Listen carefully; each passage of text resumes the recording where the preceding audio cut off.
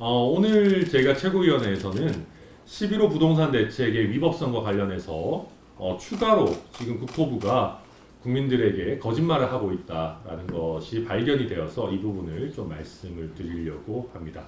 이 내용은 또 차근차근 보면서 설명을 드리겠습니다.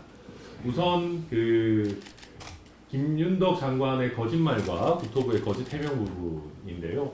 국토부가 처음에 이제 이야기를 할 때는 9월 통계를 쓸 수 없었다라는 주장과 관련해서 이제 심의 의결 시점에 8월 이전 통계만 존재했었다라는 해명을 내놨습니다. 그런데 이거는 명확하게 사실이 아닌 걸로 드러났습니다.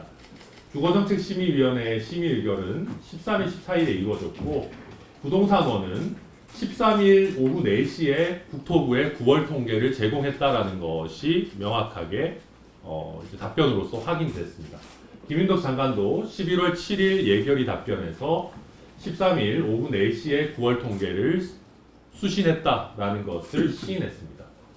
그런데 여기부터가 이제 추가된 부분입니다.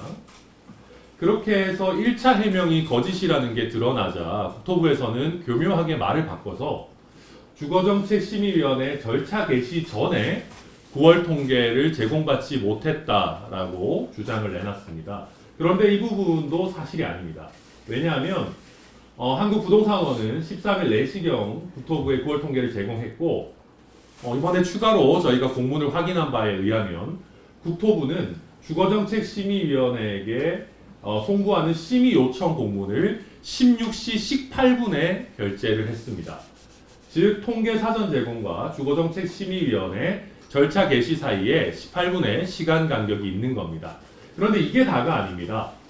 이 심의 공문의 부침 자료에서 심의 안건은 별도 송부다라고 하면서 다른 부처들에게 저희가 확인을 해보니까 당일 6시 1분이 되어서야 별도 자료로 해당 심의 안건을 메일로 보낸 것이 드러났습니다. 즉 9월 통계가 입수되고 2시간여가 지나서야 심의 안건을 이 위원들에게 보낸 것이고 국토부의 주장과 다르게 주거정책심의위원회의 실질적인 절차 개시 이전에 2시간 전에 이미 9월 통계가 나왔다라는 것이 이번에 확인이 된 겁니다. 쭉 기존에 거짓말한 내용들을 넣어놨습니다. 그리고 이번에 저희가 또 충격적이었던 게 국토부에서는 주거정책심의위원회의 심의 절차를 강조를 했었는데요. 그런데 이것을 14일, 그러니까 13일 오후에 보내주면서 특히 6시가 넘어서 심의 안건을 보내주면서 14일까지 회신을 하라라고 촉박하게 회신 기한을 정하다 보니까 10개 부처 차관들이 당연직 위원입니다. 그런데 이 저희가 확인한 결과 5개 부처는 서면 심의서를 제출조차 못했다라고 합니다. 1개 부처는 제출했고 나머지는 지금 확인 중인데요. 그러면서 2개 부처에 저희가 확인해 보니까 회신 기한 자체가 너무 촉박해서 회신을 할 수 없었다라고 저희에게 회신 못한 사유를 이야기하고 있습니다. 그래서 저희가 그러면 과거에는 어떻게 했냐? 6월 27일에도 부동산 대책을 발표했는데 과거에는 어땠느냐라고 물어봤는데 6월 27일에 주거정책심의위원회를 열 때는 6월 23일 월요일에 심의 요청 공문을 보내고 제출 기한을 6월 26일로 해서 3일에 넉넉한 회신 기한이 있었다라고 합니다. 또한 지난번 6월 27일에 공문을 보낼 때는 심의 안건도 별도 송부가 아니라 공문의 부침 파일로 동시에 회신을 했었다라고 이렇게 답을 하고 있습니다. 이게 실제로 이번에 국토부에서 보낸 공문인데요. 13일에 급하게 공문을 보내면서 13일 오후 3시까지 송부해달라. 또한 심의 안건은 별도 송부해달라라고 이렇게 한 것을 알 수가 있고요.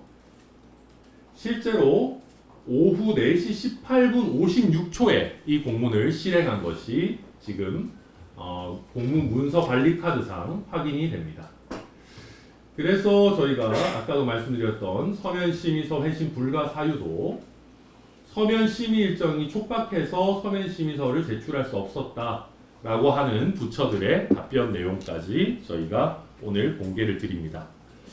이 내용을 말씀드리는 걸 좀 종합해서 저희가 말씀드리면 국토부에서 계속해서 주거정책심의위원회 이전에는 이런 내용들이 없었다라고 거짓말을 하고 있는데 실제로는 주거정책심의위원회 절차가 개시되기 전에 9월 통계를 받고 황급하게 심의 안건까지 첨부하지 못한 상황에서 주거심의위원회 요청을 보냈습니다. 게다가 대면 회의를 연 것도 아니고 각 부처의 당연직 위원들인 차관들에게 의견을 구하면서 다음 날 오후까지 회신해라라는 아주 촉박한 일정으로 진행을 한 겁니다. 이것은 기존의 6.27 대책을 할 때 충분한 3일 이상의 시간을 주고 심의 안건까지 기존에 정리해서 공문과 함께 보냈던 것과는 완전히 차별화되는 어떤 행정행위입니다.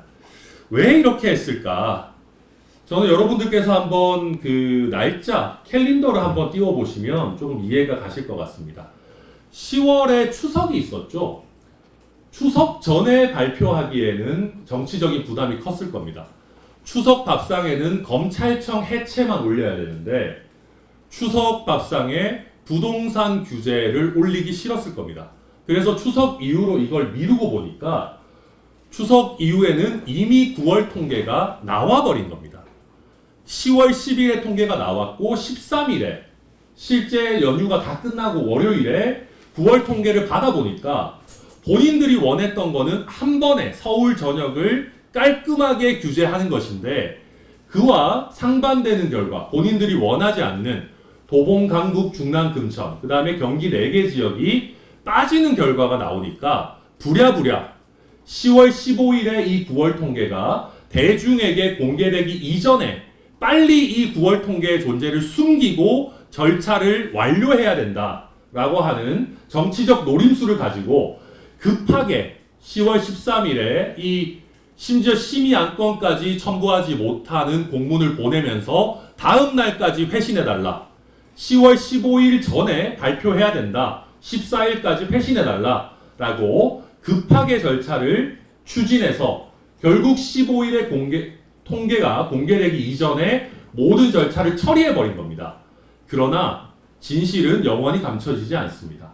저희가 이 부분을 열심히 파보니까 9월 통계는 10월 10일에 이미 나와 있었고 10월 13일에 국토부는 이미 그걸 갖고 주거정책심의위원회 이전에 활용할 수 있는 상황이었다.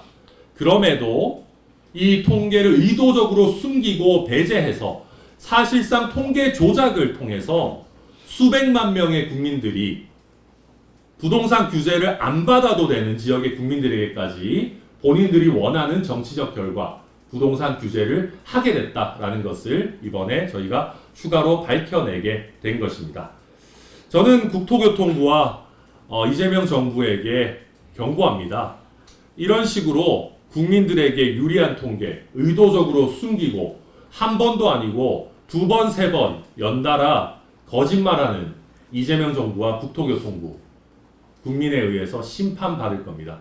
그리고 저와 저희 개혁신당이 반드시 이번 행정소송을 통해서 또 혈역정지 가처분을 통해서 빠른 시일 내에 이런 것들이 심판받고 우리 수백만 명의 국민들의 재산권 침해와 세금 부담 중과가 해제될 수 있도록 최선을 다하겠다라는 말씀 드립니다. 이상입니다.